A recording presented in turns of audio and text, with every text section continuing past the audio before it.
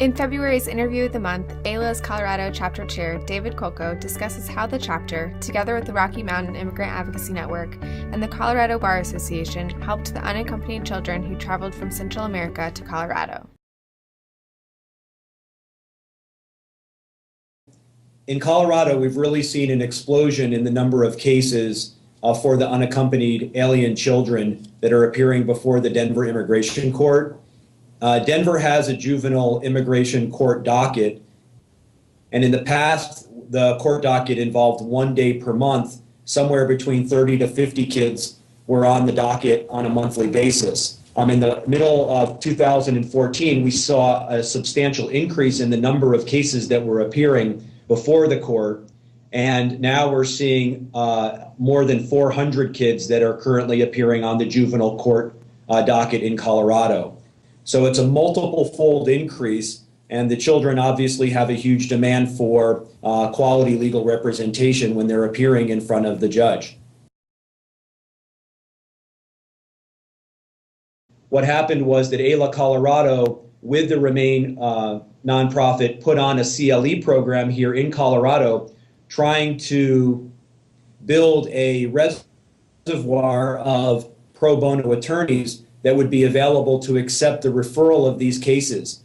RMIAN does the screening for the cases, but certainly doesn't have the resources available to deal with the large number of cases that they saw coming in during the summer of 2014. In the fall, the numbers continued to grow as the children's cases got transferred to the Denver Immigration Court. And we saw the dockets go from 1 day a month to 3 days a month to 5 days a month. And now we're seeing 8 or 10 days per month that are associated only with the juvenile docket. One of the judges in Denver is tasked to deal with this, and she is basically exclusively now dealing with juvenile cases that are showing up in the Denver Immigration Court. We also know that these cases are being treated as a priority docket.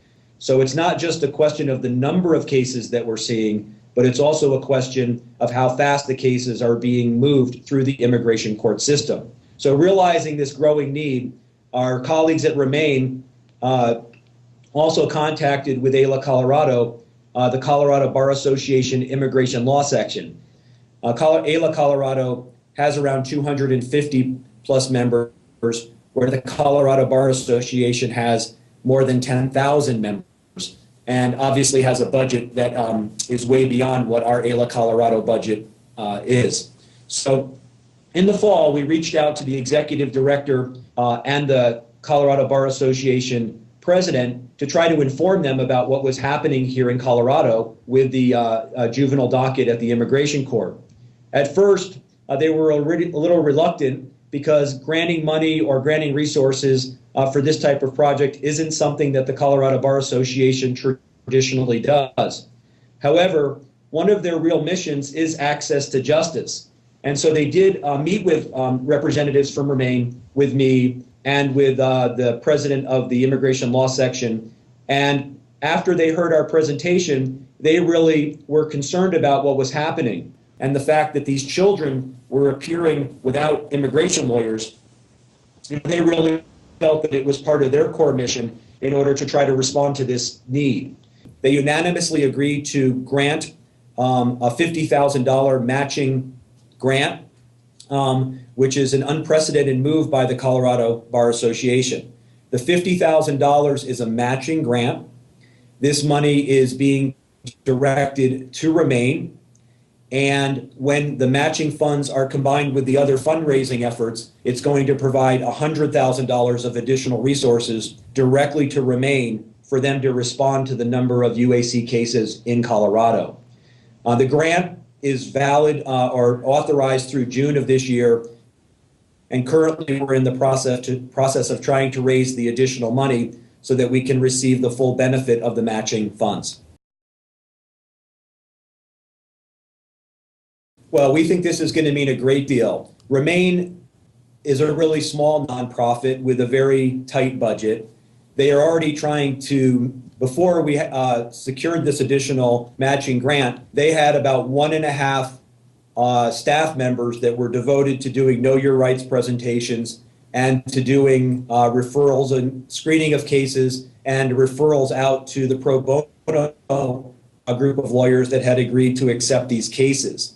With the matching grant, we're estimating that we can double the resources that RMIAN has that can be devoted to the UAC issues in Colorado. So effectively, it doubled the resources that RMIAN is going to be able to devote to this problem. You know, we realize how strained the pro bono resources are around the United States, especially with the AILA community, you know, dealing with the detention of women and children, and in particular, dealing with the UAC children that are being spread out around the United States. But, you know, I'd like to take an opportunity to reach out to our AILA colleagues and ask them for their help. If they are able to make even a small contribution of $10 or $20 or $50, you know, a small amount by our members around the United States can really assist us in raising the money that's needed to receive the full benefit of the matching grant.